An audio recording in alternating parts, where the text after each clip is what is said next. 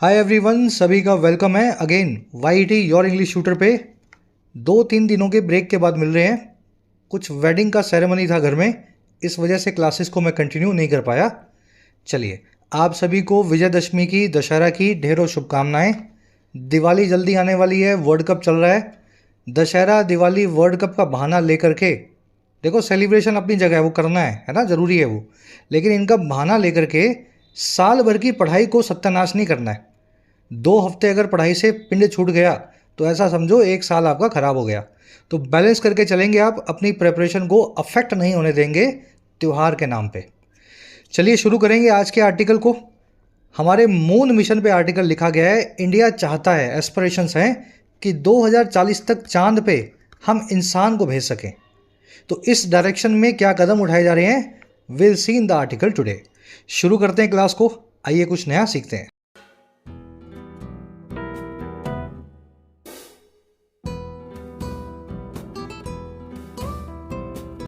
Alright, ये आपका quiz है आज का। 10 क्वेश्चंस हैं, क्लास के लास्ट में इसको अपने को सॉल्व करना है। कोशिश करेंगे आपको इसी क्लास के दौरान ही इन क्वेश्चंस को सॉल्व करवा दिया जाए। आर्टिकल को शुरू करने से पहले इसकी सारी वोकैब देख लो। 5 ही वर्ड्स हैं, 4 वर्ड्स, ताकि आपको पढ़ते हुए डिस्टर्बेंस ना हो। एक वर्ड आएगा आर्टिकल में, पेन स्टेकिंग। जिसमें पेन का स्टेक है वो होता है पेन स्टेकिंग। पेन मतलब दर्द, स्टेक का मतलब होता है हिस्सा। हर वो चीज़ पेन स्टेकिंग है जिसको करते हुए आपको दर्द की फीलिंग हो। और कैसा दर्द? जिस चीज़ में आप बहुत मेहनत कर रहे हैं, बहुत एफर्ट डाल रहे हैं, केयर कर रहे हैं, छोटी मोटी चीज़ों का भी ध्यान रख रहे हैं ना, तो वो काम बड़ा सा पेन स्टेकिंग काम है। Divers made a painstaking search of the debris of the crashed aircraft. जो डाइवर्स थे यानी कि गोताखोर, उन्होंने एक बहुत ही एफर्ट और पेन वाली सर्च को अंजाम दिया, तलाश को किया, जो थी डिब्री की यानी कि मलबे की, क्रैश किए गए एरोप्लेन के, एयरक्राफ्ट के। आई बात समझ में? तो इन्होंने जो तलाश की ना, बहुत पेन स्टेकिंग सर्च थी, बहुत दिन लगे इनको, बहुत घंटों, बहुत एफर्ट, बहुत केयर से इन्होंने मलबे को खोजा। डिब्री एक वर्ड है, इसका मतलब होता है मलबा। आज ये वर्ड आर्टिकल में नहीं आएगा, लेकिन ध्यान रखें इसका भी, ठीक है। डिब्रीस लिखा जाता है, डिब्री इसको बोला जाता है। अब देखो, पेन स्टेकिंग को मेटिकुलस और पंक्टिलियस भी बोलते हैं। जब आप छोटी छोटी चीज़ों का ध्यान रखते हो और परफेक्शन की तरफ बढ़ते हो, तो आपका एटीट्यूड मेटिकुलस या पंक्टिलियस हो जाता है। फास्टिडियस इसका एक अच्छा सिनोनिम है, you will see this word in the article today, fastidious. आई बात समझ में? चलिए, एडवांस वर्ड्स है तीनों ही। अगले वर्ड पे आओ अपने, नॉन निगोशिएबल। देखिए, निगोशिएट का मतलब होता है मोल भाव करना। भाई तुम, तेरा ना मेरा, है ना, इस तरीके से आप मोल भाव करते हो ना। सब्जी है 100 रुपये की, आपको चाहिए 50 में, तो कुछ करते हो ना आप 80-90 में लाने का, उसको बोलते हैं निगोशिएशन करना। हर वो चीज़ नॉन निगोशिएबल है जिस पे कोई निगोशिएशन की नहीं जा सकती, यानी कि वो बहुत ज़रूरी है और उस चीज़ पे एडजस्टमेंट करना पॉसिबल नहीं है। जैसे गाड़ी चलाते हुए helmets are non negotiable for riders. दोपहिया वाहन चलाने वालों के लिए हेलमेट नॉन निगोशिएबल होते हैं। ऐसा नहीं है हेलमेट पहन लेता हूँ आधा घंटा, फिर 15 मिनट नहीं पहनूंगा। ये एक ऐसी चीज़ है जिस पर एडजस्टमेंट आप नहीं कर सकते हैं, करेंगे तो जान को खतरा होगा। तो ये वर्ड आर्टिकल में आएगा आज, नॉन निगोशिएबल। चलिए, अगला वर्ड है परफंक्ट्री। देखिए, परफंक्ट्री जो है ना, ये पेन स्टेकिंग का, मेटिकुलस का बिल्कुल उल्टा है। समझ पा रहे हैं? मेटिकुलस, पंक्टिलियस जब आप होते हैं तो आप बहुत ज़्यादा डिटेल में चले जाते हैं, एक एक चीज़ की तरफ ध्यान देते हैं, छोटी से छोटी किसी भी काम को करते हुए। परफंक्ट्री में आप जल्दबाजी के अंदर कैजुअल वे में किसी काम को करते हैं, आधा किया आधा छोड़ दिया। अरे बात समझ में? परफंक्ट्री, इसको कर्सरी भी बोला जाता है, एडवांस सिनोनिम इसका देखिए कर्सरी, है ना। Careless people often work in perfunctory manner. Careless जो लोग होते हैं, लापरवाह जो लोग होते हैं, अक्सर वो परफंक्ट्री तरीके से काम करते हैं, आधा अधूरा करेंगे और आधा छोड़ देंगे। परफंक्ट्री का बिल्कुल उल्टा होता है एग्जॉस्टिव या कॉम्प्रिहेंसिव, जिसमें हर चीज़ का ध्यान दिया जाए। एग्जॉस्टिव नाम का वर्ड आर्टिकल में देखेंगे। जानबूझ करके परफंक्ट्री वर्ड आज मैंने लिखा है, आया नहीं है, लेकिन आपका रिवीजन होना जरूरी है। चलिए, लास्ट वर्ड है अपना असेंट। 2 वर्ड्स आइए, असेंट और डिसेंट, एक दूसरे के एंटोनिम्स। असेंट का मतलब होता है चढ़ाई, डिसेंट का मतलब होता है जी उतार। ऊपर चढ़ रहे हैं ना, तो चढ़ाई जो है वो असेंट है, नीचे उतर रहे हैं, उतार जो है डिसेंट है। और इसी से ही असेंड और डिसेंड वर्ब्स बनती हैं। जब ऊपर चढ़ रहे होते हैं तो आप बोलते हैं आई एम असेंडिंग। ध्यान यही रखना है कि सिर्फ पहाड़ पे, किसी ढलान पे चढ़ने के लिए इस वर्ड का इस्तेमाल ना करें। अगर आप जिंदगी में ऊपर जा रहे हैं, समझ रहे हैं, फिगरेटिवली बात हो रही है यहाँ पे। जरूरी नहीं है चल के कहीं चढ़ाई पे जाना है तभी ये वर्ड लगेगा।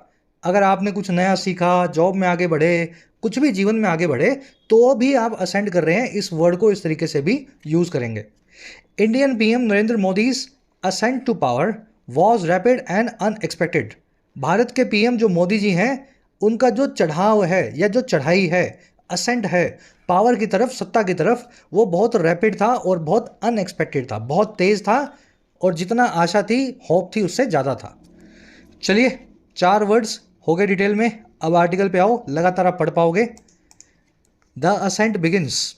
असेंट का मतलब क्या हो गया? चढ़ाई, है ना। अपवर्ड जो एलिवेशन होता है उसको बोलते हैं असेंट। कह रहा है जी चढ़ाई शुरू हो चुकी है।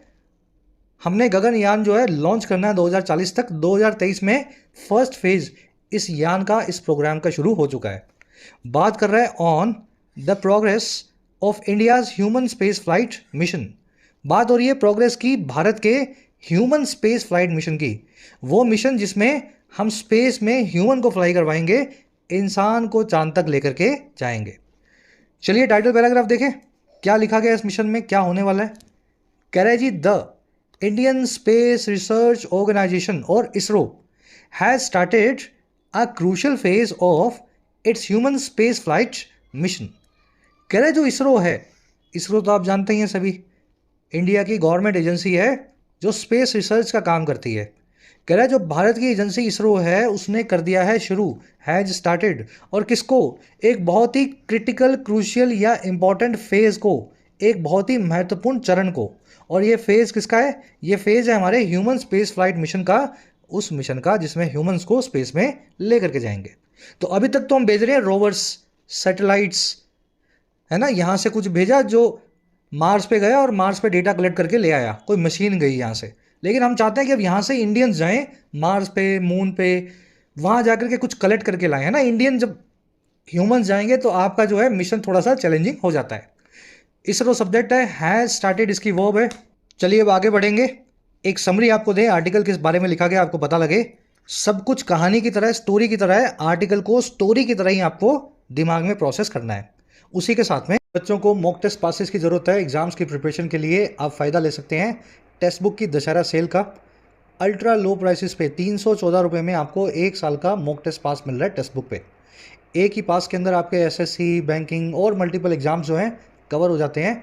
लगभग 70,000 मॉक टेस्ट आपको मिल जाते हैं।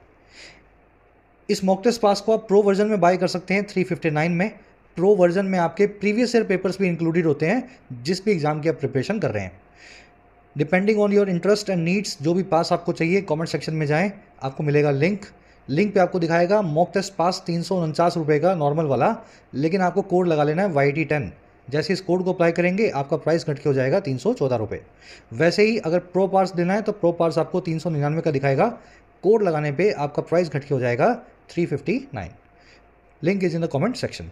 ऑलराइट, समरी ये है कि भारत चाहता है 2040 तक हम स्पेस में ह्यूमंस को भेज दें।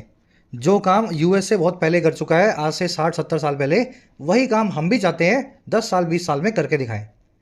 हालांकि बहुत पीछे हैं, लेकिन फिर भी ये अपने आप में एक चैलेंजिंग टास्क है। ह्यूमंस को स्पेस में, मून पे, मार्स पे भेजना, यानी उनकी जान को खतरे में डालना। तो बहुत स्पेशलाइज इक्विपमेंट और स्ट्रेटेजी आपको चाहिए इस काम को करने के लिए।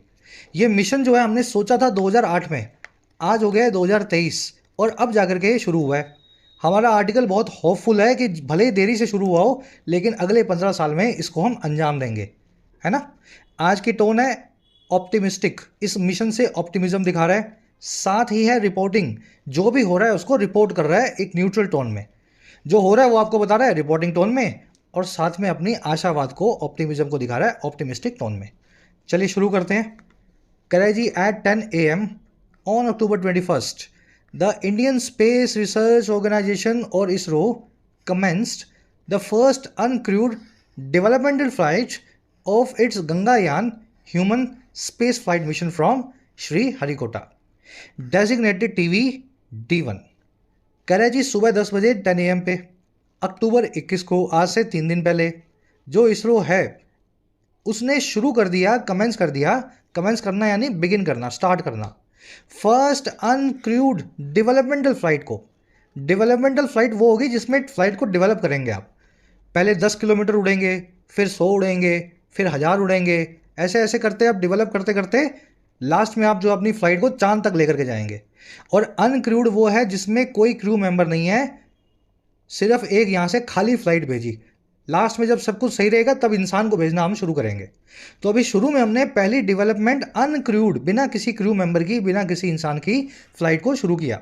और ये फ्लाइट किसकी है? हमारे Gangayan, Gaganyaan, human space flight mission की, जो की गई है श्री हरिकोटा से। श्री हरिकोटा आप जानते हैं, आंध्र प्रदेश के तिरुपति जिले के अंदर एक छोटा सा आइलैंड है जहाँ से अपने सारे लॉन्च होते हैं। मेजोरिटी ऑफ लॉन्चेज जो है यहीं से होते हैं। तो 21 अक्टूबर को सुबह 10 बजे यहाँ से हमने पहली अपनी फ्लाइट को टेस्ट करने के लिए भेज दिया। और इस फ्लाइट का नाम रखा गया है TVD-1। इसरो आपका सब्जेक्ट है, द लगाया गया, सरकारी एजेंसी है। वर्ब है इसकी कमेंस्ड, पास्ट टेंस में V2 में। अनक्रूड मतलब जिसमें कोई क्रू मेंबर नहीं हो। डेजिग्नेटेड का मतलब है इसको डेजिग्नेट किया गया है। इस डेवलपमेंटल फ्लाइट को ये उपाधि दी गई है, नाम दिया गया है, डेजिग्नेशन दी गई है TVD-1। तो डेजिग्नेटेड यहाँ पे पास्ट पार्टिसिपल है इस डेवलपमेंटल फ्लाइट के लिए, है ना, इस ह्यूमन जो है स्पेस फ्लाइट मिशन गगनयान के लिए, ऐसा समझ लो। चलिए अब ये जो अनक्रूड है इस पे कुछ वन वर्ड्स बनते हैं, सारे आपको एक साथ दिखाएंगे। उससे पहले एक सवाल आपसे सिंपल सा पूछेंगे। यहाँ पे लिखा है ना कमेंस्ड, इसरो ये काम तो कर ही चुका है, तो ऐसा लिख सकते हैं क्या, इसरो हैज़ कमेंस्ड? भाई इसरो ने काम तो कर दिया, हो तो चुका है पास्ट में, है ना, 21 अक्टूबर को ही। तो इसरो हैज़ कमेंस्ड लिख देने से सेंटेंस के स्ट्रक्चर में क्या फ़र्क पड़ेगा? बहुत ही बेसिक सा क्वेश्चन है और बेसिक सा आंसर है। फिर भी कमेंट में डालना ताकि जो बच्चे नए हैं वो आपके आंसर को पढ़ सके, इंस्पायर हो सके। गलत होगा तो वही बता दूंगा, कमेंट्स में ज़रूर डालना। अब आ जाओ अनक्रूड पे। देखिए जिसमें कोई क्रू ना हो उसको बोलते हैं अनक्रूड। इसको अनमैन्ड बोल सकते हैं, ऑटोमेटेड बोल सकते हैं। ऐसी फ्लाइट जिसमें कोई भी इंसान नहीं है, रोबोट और कंप्यूटर से उस फ्लाइट को उड़ाया जा रहा है। अब ये जो क्रू वर्ड है ना, ये एक वन वर्ड है। किसी भी एयरक्राफ्ट या शिप पे काम करने वाले इंसानों को बोलते हैं क्रू। समझ के, चाहे पानी का जहाज हो चाहे हवाई जहाज हो।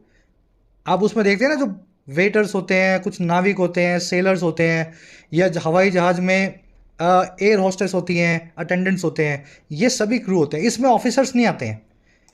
आपके एयरप्लेन का पायलट जो है वो क्रू का पार्ट नहीं होता है। क्रू जो होता है ऑफिसर्स को छोड़ करके नीचे वाले सभी के सभी वर्कर्स। तो ये वन वर्ड आप याद रखेंगे। अब बाकी के वन वर्ड्स इसी तरीके से कलेक्शन ऑफ थिंग्स के लिए बनते हैं, जैसे collection of people with common faith.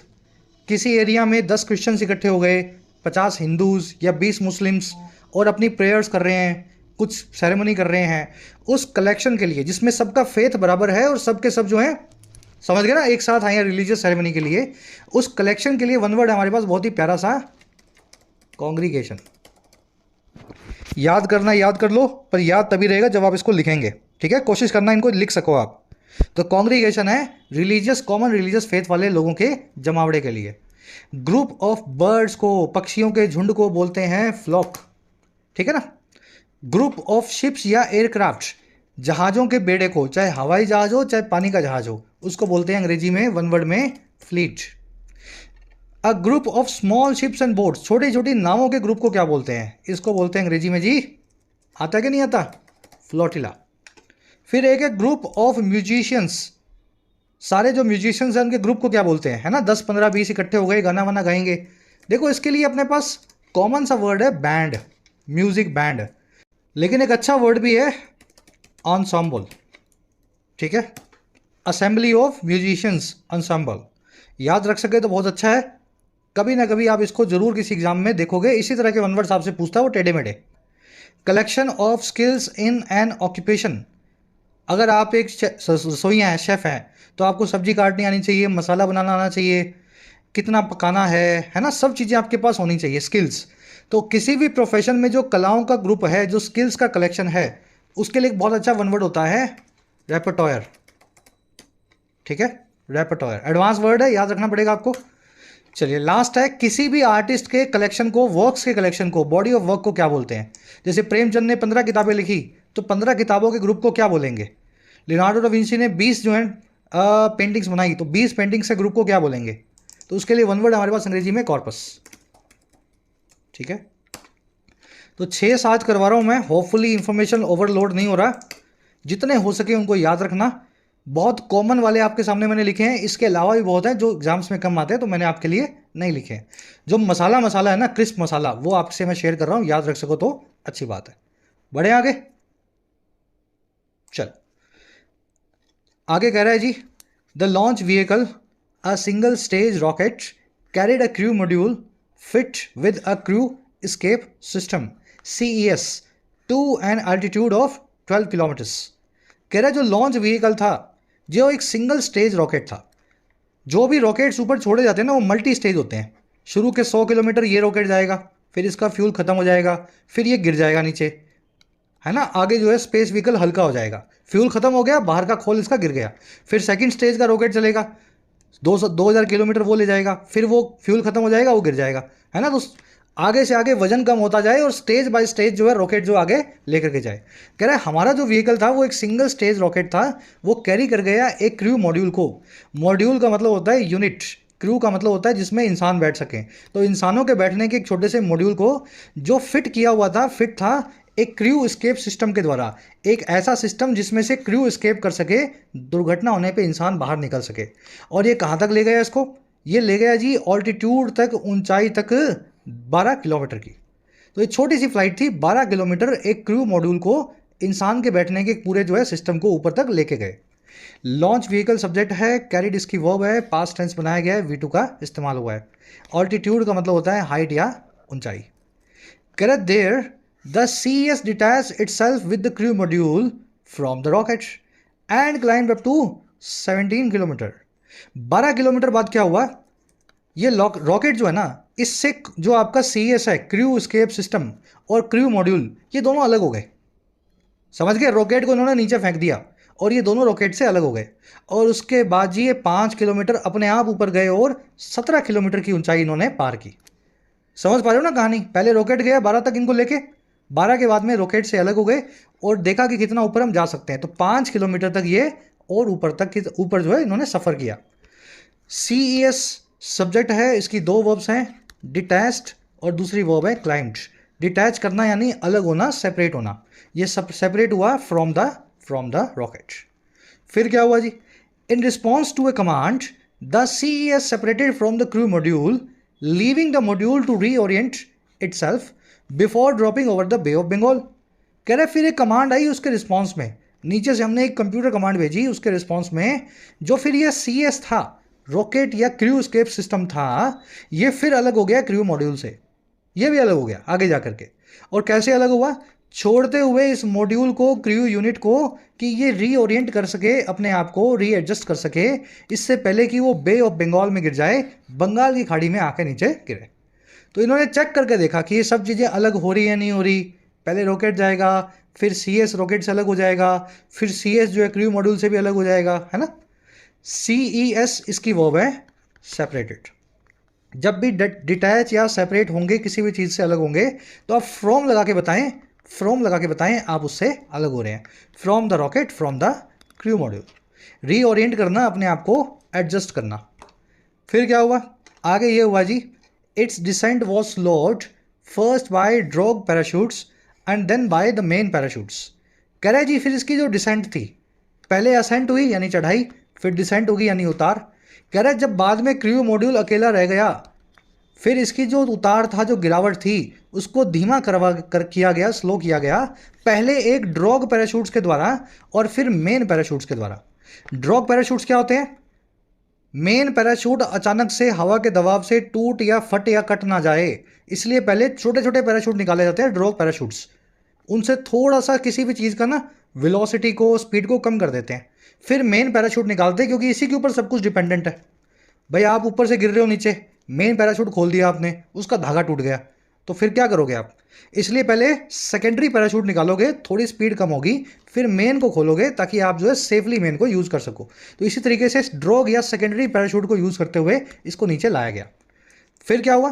कह रहे जी बंगाल की खाड़ी में गिरा। Finally the module splashed into the bay a short distance from Sriharikota. कह रहे आखिरकार ये स्प्लैश कर गया, छपाके से गिर गया। स्प्लैश करना यानी एकदम से छपका मार करके पानी में गिर जाना, ठीक है ना।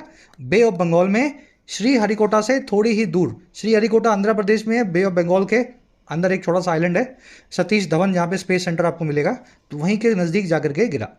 कह रहा where the Indian navy hauled it out, जहाँ से इंडियन नेवी इसको हॉल करके यानी खींच के वापस लाई, ड्रैग करके वापस लाई। मॉड्यूल की वर्ब है स्प्लैश्ड, इंडियन नेवी की वर्ब है हॉल्ड। हॉल करना, किसी चीज़ को घसीट करके अपने साथ में खींच करके लाना। कह रहा जी the C S also splash down further down range. कह रहा है फिर ये जो इजेक्शन सिस्टम था, क्या था? Crew escape system. कह रहा है ये जो सी एस जो अलग हुआ था ना क्रू मॉड्यूल से, क्रू मॉड्यूल तो उठा लाए हम बे ऑफ बंगाल से इंडियन नेवी। कह रहा है फिर लास्ट में सी एस का जब ईंधन खत्म हो गया, जब ये अलग होकर के नीचे गिरा, तो ये स्प्लैश डाउन फर्दर कर गया डाउन रेंज। देखिए डाउन फार्दर, देखिए स्प्लैश डाउन का मतलब है नीचे गिरना, फार्दर का मतलब है और आगे, डाउन रेंज का मतलब है रेंज में। तो मान लीजिए ये श्रीहरिकोटा है, यहाँ पे मॉड्यूल गिरा, यहाँ पे जाकर के सी एस मिला, सी एस और ऊंचा गया था तो दूर जाकर के वो गिरा। ठीक है, डाउन रेंज मतलब और आगे रेंज में जाकर के। कह रहा the flight tested the C S ability to protect the crew in case the rocket malfunction. कह रहा है फ्लाइट इसलिए की गई थी कि इसने टेस्ट कर दिया हमारे क्रू एस्केप सिस्टम की एबिलिटी को, कि क्या ये प्रोटेक्ट कर सकता है हमारे क्रू को, हमारे स्पेसक्राफ्ट में बैठे हुए इंडियन एस्ट्रोनॉट्स को, इन केस अगर ऐसा हो जाए कि रॉकेट जो है मॉल फंक्शन कर दे, रॉकेट खराब हो जाए। And collected data via sensors to inform future test. और इसने कलेक्ट भी कर लिया, इस फ्लाइट ने इकट्ठा भी कर लिया बहुत सारे डेटा को अपने सेंसर्स के जरिए, ताकि इन्फॉर्म कर सकें आगे आने वाले टेस्ट को, उनको और बेहतर बना सके इंफॉर्मेशन के जरिए। तो ये फ्लाइट इसलिए की गई थी। रॉकेट अगर काम ना करे तो क्रू एस्केप सिस्टम जो है इंसानों को लेकर के रॉकेट से अलग हो जाए, नीचे पैराशूट के जरिए वापस आ जाए और हमारे एस्ट्रोनॉट्स प्रोटेक्टेड रहें। फ्लाइट की दो वर्ब्स हैं, पहली वर्ब है टेस्टेड, दूसरी वर्ब है कलेक्टेड। रॉकेट की वर्ब है माल फंक्शन, फंक्शन का मतलब है काम करना, माल फंक्शन मतलब काम ना करना, किसी चीज़ का खराब हो जाना, है ना, इक्विपमेंट का फेल हो जाना। कह रहा है the test value will be based on this data. जो भी इस वैल्यू है इस टेस्ट की, जो भी इसका फ़ायदा है, इसकी वर्थ है, कीमत है, वो बेस्ड होगी इसी डेटा पे, कितना डेटा ये अच्छा ये टेस्ट जो है निकाल के लाया है। कह रहा है according to the ISRO chairman S Somnath, ISRO has many test planned to develop confidence. कह रहा है फिर अगर इसरो के चेयरमैन सोमनाथ जी से पूछो तो उनके हिसाब से इसरो के पास बहुत सारे टेस्ट हैं जो प्लान्ड हैं, जो पहले से ही बनाए जा चुके हैं, है ना, जिनको करेंगे, प्लानिंग कर रखी है, ताकि हम डेवलप कर सकें, ताकि हम विकसित कर सकें अपने कॉन्फिडेंस को, भरोसे को। और क्यों? That the organisation can safely launch humans to orbit. भरोसा इसी चीज़ का है कि इसरो जो है ऑर्गेनाइजेशन, वो महफूज तरीके से, प्रोटेक्टेड वे में, सेफ तरीके से लॉन्च कर सकता है इंसानों को हमारे ऑर्बिट में, धरती के चारों तरफ कक्ष में। ऑर्बिट क्या होता है? वो गोल वाला पैराबोलिक जो है कर्व, जहाँ पे कोई चीज़ जो है धरती के चारों तरफ चक्कर निकालती है, या सूरज के चारों तरफ।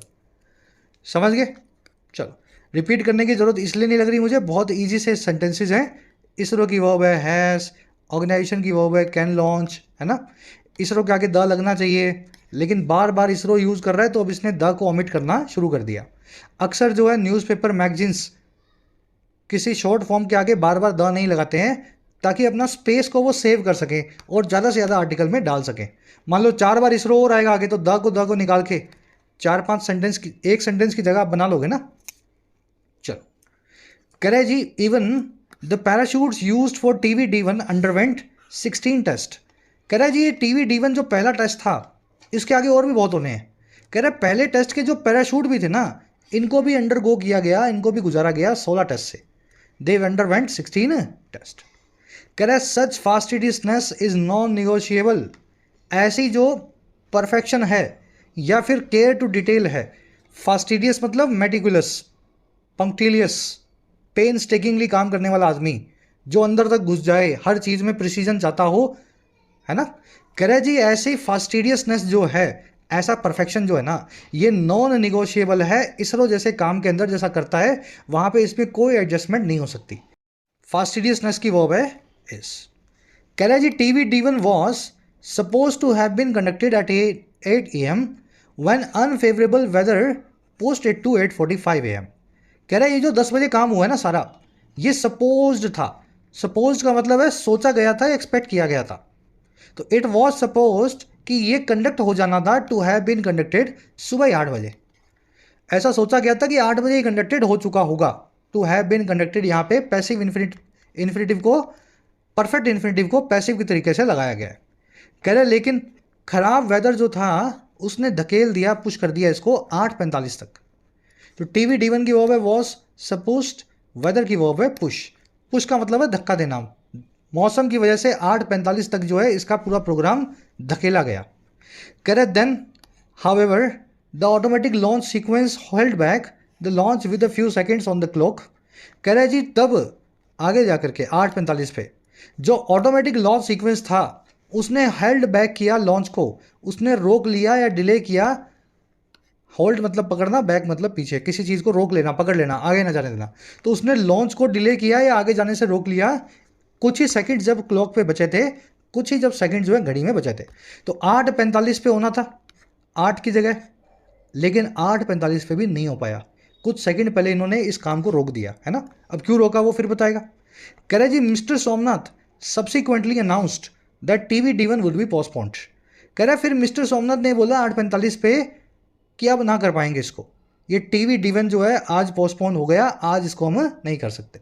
वेदर खराब था इस वजह से करते करते इसको रुक गए। सोमनाथ की वर्ब है अनाउंस, टीवी D1 की वर्ब है वुड बी पोस्टपोन्ड। फिर क्या हुआ। कह रहा लेकिन फिर हुआ चमत्कार। But ISRO personnel were able to quickly identify and resolve the problem. कह रहे लेकिन तभी इसरो के जो पर्सनल थे, स्टाफ के लोग थे, साइंटिस्ट और टेक्नीशियंस थे, वो एबल रहे, सक्षम रहे फटाफट आइडेंटिफाई करने में, ढूंढने करने में और रिजॉल्व करने में, हल करने में इस पूरी प्रॉब्लम का। And the launch was rescheduled for 10 AM, और लॉन्च को रीस्केड्यूल कर दिया गया, नया शेड्यूल बना दिया गया उसका 10 बजे का। तो बड़े ड्रामा हुए। 8 बजे करना था, मौसम खराब था, 8:45 पे कर दिया। 8:45 पे जब होना था कुछ सेकंड पहले फिर से कैंसिल करके सोमनाथ जी ने बोला आज नहीं करेंगे, आज हो ही नहीं पाएगा। फिर इसरो के लोगों ने क्या बोला, हम करके दिखाएंगे। इन्होंने सारी जो प्रॉब्लम थी उसको रिजॉल्व किया और फिर बोला अब 10 बजे तो फाइनली आज ही इसको अंजाम देंगे। सब कुछ समझ में आ रहा है कहानी सी। होल्ड बैक करना, किसी चीज़ को रोक लेना, होल्ड करके बैक करके पकड़ के रख लेना। चलो अब आ जाओ नेक्स्ट पैराग्राफ पे। यहाँ ये बताएगा कि ये जो पूरा प्लान है बनाया क्यों गया है, इस मिशन के जरिए इंडिया क्या अचीव करना चाहता है। कह रहे these checks and balances are expensive but are in place to prevent greater cost later. कह रहा है ये जो सारे ड्रामाज हुए, चेक्स एंड बैलेंसेज हुए, चेक्स एंड बैलेंसेज का मतलब होता है कंट्रोल मैकेनिज्म या मॉनिटरिंग मैकेनिज्म। लॉन्च कर रहे थे, फिर आपने देखा नहीं अभी नहीं हो पाएगा, थोड़ी देर बाद करेंगे, फिर थोड़ी देर बाद भी नहीं हो पाएगा, फिर आपने कुछ रिजॉल्व किया। कह रहे ये सारे सेफगार्ड जो मेजर्स हैं कंट्रोल सुपरविजन के, ये बहुत महंगे होते हैं, इनके साथ में कोई ना कोई कीमत जुड़ी होती है। कह रहे लेकिन फिर भी ये इन प्लेस हैं, फिर भी ये इस्टेब्लिश्ड हैं, अपनी जगह पे लगाए गए हैं ताकि रोका जा सके, प्रिवेंट किया जा सके इनसे भी बड़ी कॉस्ट को, ग्रेटर कॉस्ट को आगे जा करके। समझ पा रहे हैं बात को। डिले विले करने से काफ़ी खर्चा हो गया हमारा, लेकिन अगर हम डिले ना करते ना तो शायद ये पूरा जो लॉन्च व्हीकल है यही तबाह हो जाता, खर्चा और ज़्यादा बढ़ जाता। तो चेक्स एंड बैलेंसेस की वर्ब है आर, एक्सपेंसिव का मतलब है कॉस्टली यानी महंगा, दूसरी वर्ब है इनकी अगेन आर, इन प्लेस का मतलब होता है अपनी जगह पे होना, इस्टेब्लिश्ड होना, फॉर्मुलेटेड होना। कह रहे जी plans for the programme were first readied in 2009 at an estimated ₹12,400 crore. ये जो प्लान्स थे इस प्रोग्राम के, इनको सबसे पहले शुरू किया गया था 2009 में 12,400 रुपये की कॉस्ट पे, 400 करोड़ की कॉस्ट पे, है ना, 12,400 करोड़। प्लान्स की वर्ब रेडी, रेडी का मतलब होता है तैयार करना। फिर क्या हुआ जी। कह रहा जी 2009 का ये जो प्लान था ना, the union cabinet granted its approval in December 18 at 9,023 crore, assuming the first flight by 2022। कह रहे ये 2009 का प्लान हमारी कैबिनेट में, पार्लियामेंट में इसको अप्रूवल दी गई दिसंबर 2018 में, 9 साल बाद 9,023 करोड़ रुपए की, और वो भी ऐसा एज्यूम करते हुए, सोचते हुए कि फर्स्ट फ्लाइट जो है 2022 तक इसकी हो जाएगी, 4 साल में। पूरा सिस्टम समझ में आ रहा है। 2009 में सोचा था, 2018 में शुरू किया। कह रहा है but the COVID-19 pandemic and other commitments have caused delays such that the earliest the first crude flight can happen is currently 2025। कह रहे लेकिन फिर आ गई COVID-19 पैंडेमिक और उससे जुड़े हुए दूसरे कमिटमेंट्स। पैंडेमिक आई है तो हॉस्पिटल्स को अच्छा करो, ऑक्सीजन के सिलेंडर्स प्लांट्स बनवाओ, है ना, वैक्सीन्स लगवाओ। कह रहे इन सारे कमिटमेंट्स और पैंडमिक की वजह से डिले हो गए, इन सभी ने कॉज किया देरी को। और किस प्रकार की, कह रहा देरी ऐसी कि सच दैट कि जो सबसे पहले फर्स्ट जो क्रूड फ्लाइट है, इंसानों की भरी हुई जो फ्लाइट है, स्पेस फ्लाइट इंडिया से, वो हो सकती है, वो है अभी अभी करंटली 2025। तो 2022 की जगह 2025 तक मामला खिंच चुका है। 25 से पहले इंसान जो है भारत से किसी भी लॉन्च व्हीकल से स्पेस में नहीं जा सकते। पैंडमिक और कमिटमेंट्स की वर्ब है हैव कोस्ट। द अर्लीस्ट यहाँ पे नाउन का काम कर रहा है, इसकी वर्ब है इज। क्रूड फ्लाइट की वर्ब है कैन हैपन। क्रूड फ्लाइट मतलब जिसमें इंसान यानी क्रू के मेंबर सवार हैं। कह रहा है last week PM Modi called on ISRO to launch humans to the moon by 2040। कह रहे पिछले ही हफ्ते पीएम मोदी ने कॉल ऑन किया। कॉल ऑन करना, किसी का आह्वान करना, किसी को जोर जोर से चिल्ला करके रिक्वेस्ट करना कि ये काम आपसे हमें चाहिए, है ना। जैसे नेताजी सुभाष चंद्र ने बॉस किया था ना, बॉस ने किया था ना, तुम मुझे खून दो मैं तुम्हें आज़ादी दूंगा। He called on the youth of the nation. वैसे ही मोदी साहब ने भी आह्वान किया, डिमांड की, अपनी रिक्वेस्ट की इसरो के सामने कि आप लॉन्च करें ह्यूमंस को मून तक बाय 2040 के इस साल तक, है ना। बाय लगा के बता रहे हैं, तब तक ऐसा हो जाना चाहिए। मोदी की वो है कॉल्ड ऑन। मून जो है हमेशा अपने आगे द लेगा, कोई भी प्लेनेट के आगे द नहीं लगता। मार्स हो, मरकरी हो, वीनस हो, लेकिन सन, मून और अर्थ, इन तीनों सेलेस्टियल बॉडीज के आगे अपने द लगाते हैं। याद है ना कॉन्सेप्ट। वीनस के आगे, जुपिटर के आगे, नेपच्यून के आगे, प्लूटो के आगे द को नहीं लगाना।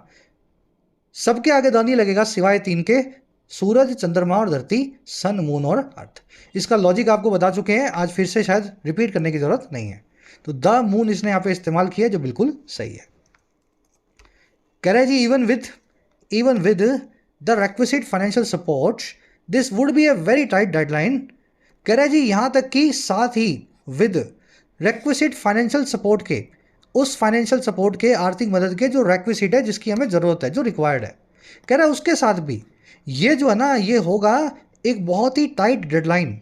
2040 भी एक बहुत ही टाइट सी लास्ट डेट है, डेडलाइन है। कह रहा है but as with fastidiousness contemporary geopolitics has also rendered returning to the moon non negotiable.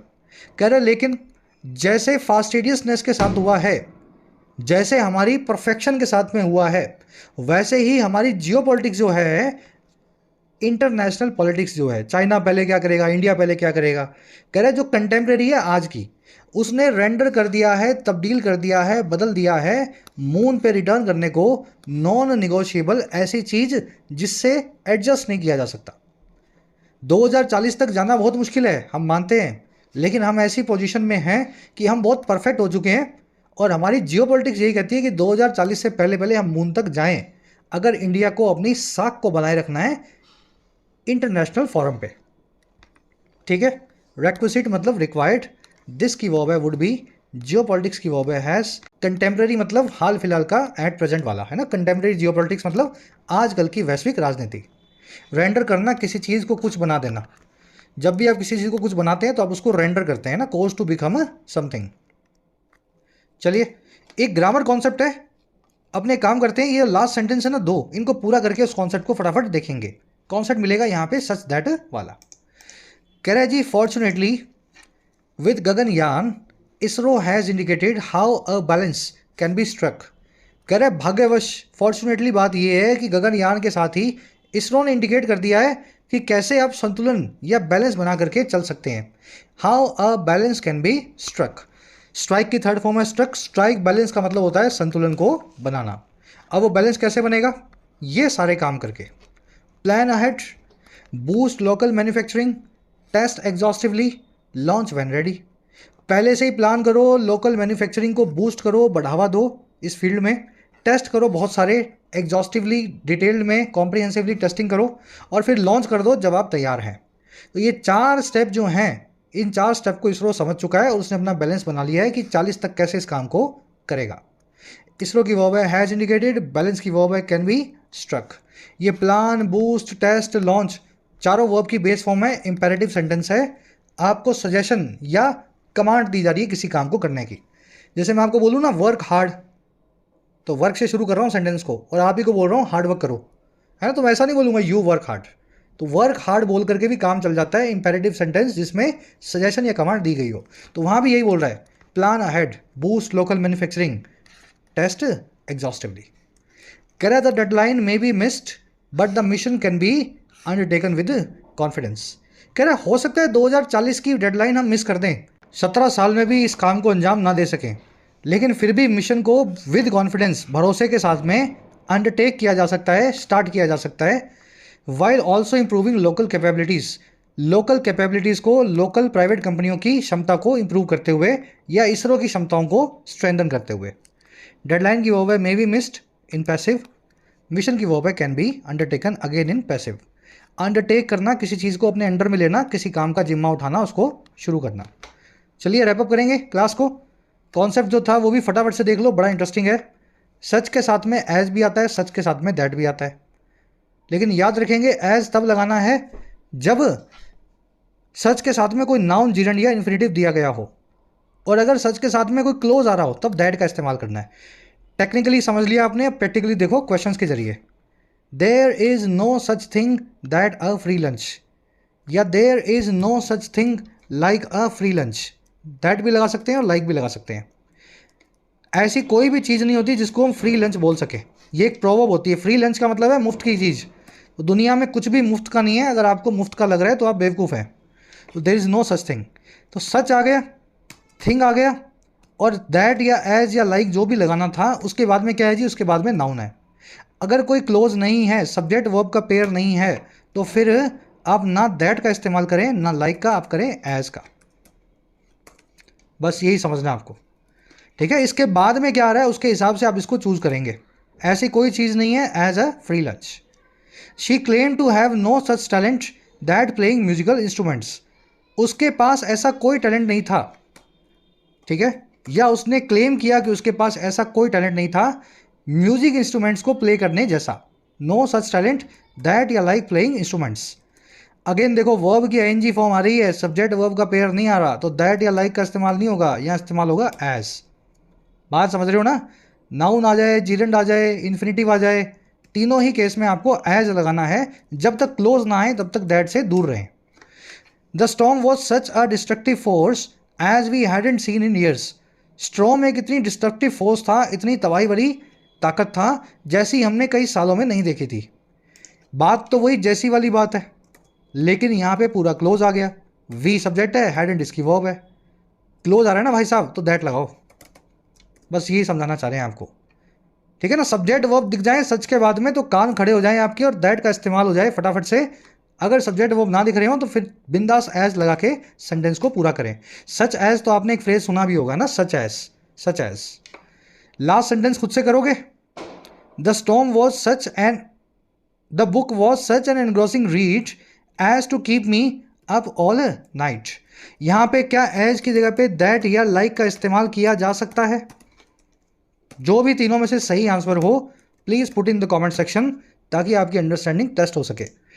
चलिए अब क्विज पे आएंगे जल्दी से।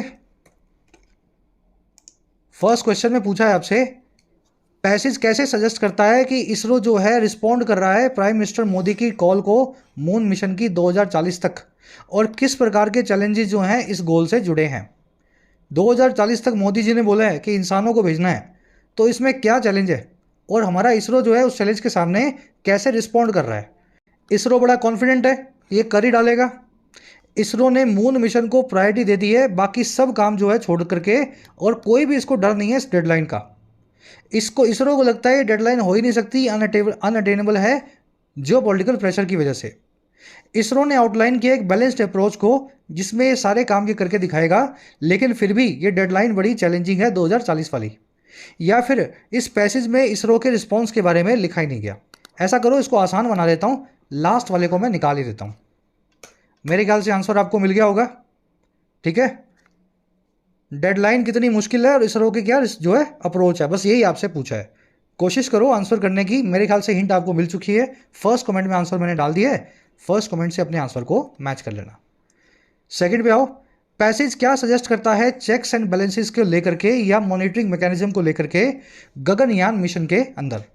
तो वो जो बैलेंस और चेक के जो मैकेनिज्म हैं वो अननेसेसरी हैं पैसेज के हिसाब से, या फिर विद इन द बजट है और रिलेटिवली बहुत लो हैं, या वो बहुत महंगे हैं लेकिन बहुत ज़रूरी हैं, या उनका कोई इम्पैक्ट है ही नहीं मिशन की टाइमलाइन पे, या फिर उन्हीं की वजह से डिले होता जा रहा है, मिशन लेट होता जा रहा है। बहुत आसान क्वेश्चन है, हिंदी में बता दिया, आंसर आपने निकाल लिया होगा। फिर भी फर्स्ट कमेंट में आंसर डाल रहा हूँ, सीधे सीधे नहीं बता रहा हूँ ताकि आपका दिमाग आप चला सकें। तीसरे चौथे पांचवें में 3 वन वर्ड्स हैं। कॉमन फेथ वाले लोगों के ग्रुप को क्या बोलते हैं? किसी भी प्रोफेशन की सभी स्किल सेट के कलेक्शन को क्या बोलते हैं? और ऐसा आदमी जो बहुत ध्यान रखता हो छोटी छोटी चीज़ों का, माइन्यूट डिटेल्स का, उसको क्या बोलते हैं? दिमागी एक्सरसाइज हो जानी चाहिए, सारे वन वर्ड्स आपके दिमाग में आने चाहिए। एक एक दो दो जितने भी याद है आंसर्स को जरूर में डालना है ना, जरूर से आंसर में लिखना। 6वें में आपसे सिनोनिम एंटोनिम पूछा है, उल्टा पूछा है। परफंक्टरी का उल्टा फास्टिडियस होगा, कॉम्प्रिहेंसिव होगा, नॉन निगोशिएबल होगा या कर्सरी होगा। ठीक है, बिल्कुल उल्टा पूछा है आपसे। चलिए 7वें 8वें 9वें में 3 एरर्स आपको मिलेंगी। पहली एरर आपको मिलेगी इस सच की वजह से, दूसरी एरर आपको मिलेगी मार्स की वजह से, और तीसरी एरर आपको मिलेगी इस सेंटेंस के अंदर मेन वर्ब में।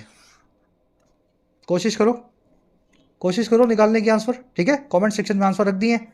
10वें में सेंटेंस को इंग्लिश में लिखना है। चाइना के मार्स एक्सप्लोरर मिशन से पहले ही इसरो अपना human to the moon mission launch कर चुका था, प्लान कर चुका था। हिंट आपको दे देते हैं, इसमें पास्ट परफेक्ट का इस्तेमाल होगा। जो बच्चे मेरे साथ क्लासेस ले रहे हैं, पास्ट परफेक्ट समझते हैं, अच्छे से कर पा रहे हैं, जरूर से ट्राई देना। नहीं समझते हैं तो भी करना। आंसर मैंने कमेंट में डाला है, वहां से मैच करोगे तो आपको अंडरस्टैंडिंग बेहतर होगी। मुलाकात लेंगे आपसे कल की क्लास में। Until then.